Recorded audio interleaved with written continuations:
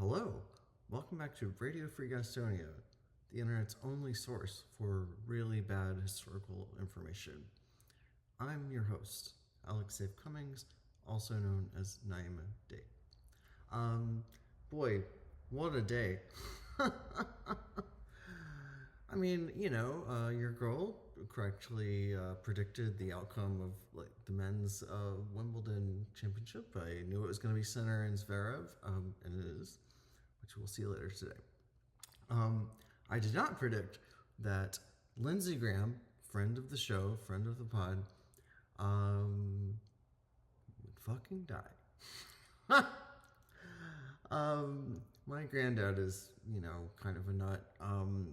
There's a lot of very weird opinions, but he's always hated Lindsey Graham, and he lives in South Carolina. So this might be a pick-me-up for him.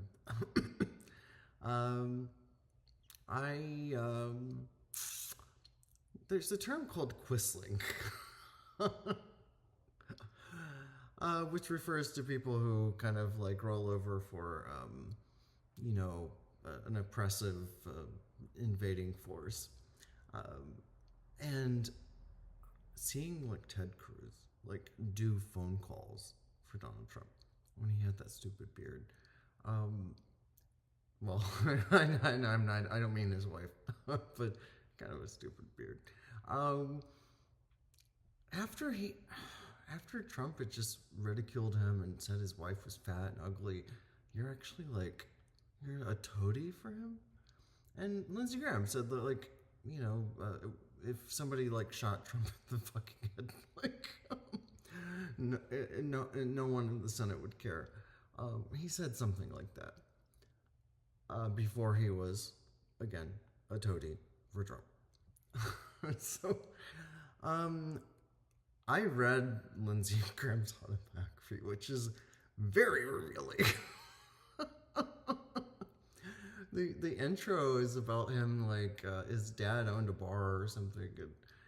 He as a little 7-year-old boy would be dancing on the bar for all the bar fights, and boy, he had a great time.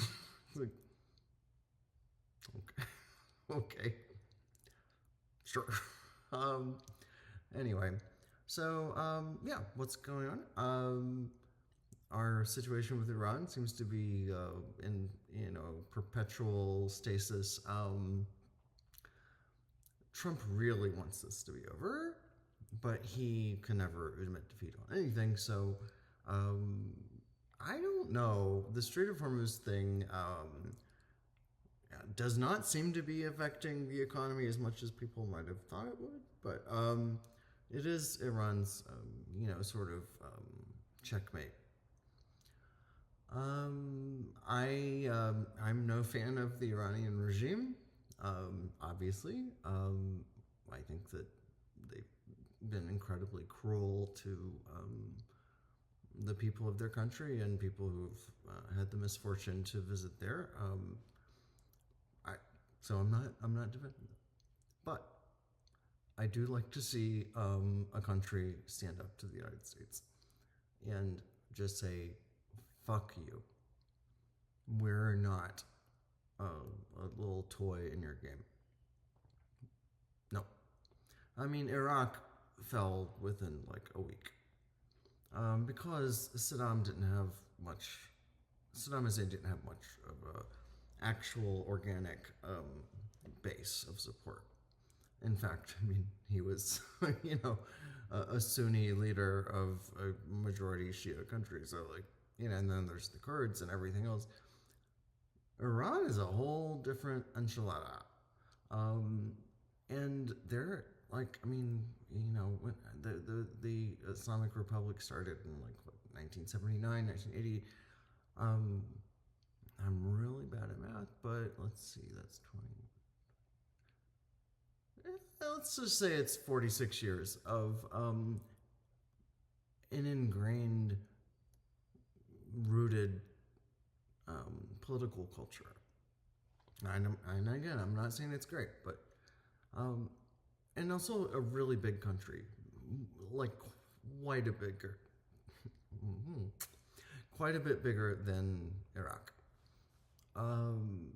with some strategic advantages, such as the Strait of Hormuz, um, you're not gonna like. I remember I was teaching high school back in 2003 when all of this madness began in Iraq. Obviously, is what I mean. And I just thought, oh, they're gonna overthrow Iraq. They're gonna overthrow Iran. They're gonna just roll over the entire area. Students back then asked me. I was teaching at a public high school in North Carolina, so I felt like I should not say what. I mean, students asked me like, I I asked them to call me the chancellor. They were like, Chancellor, like, what do you think about all this? And I was like, I feel like I should not say what my opinion is about this. The imminent Iraq war that was disastrously going to. But I was naive. I mean, God, I was like 21 years old. Like, I didn't know too much. I just thought the U.S., George W. Bush, and Wolfowitz, and all these like jackal membranified monsters would just like roll over the entire Middle East and West Asia. I didn't know enough, and there's a reason why they haven't fucked with Iran until now. Because Iran's a big country. It's very mountainous. There's lots of people there, and it has a very, ingrained political system, such as it is. I'm not saying it's great, but for the U.S. to get just totally like pantsed and punked like this is fascinating to see.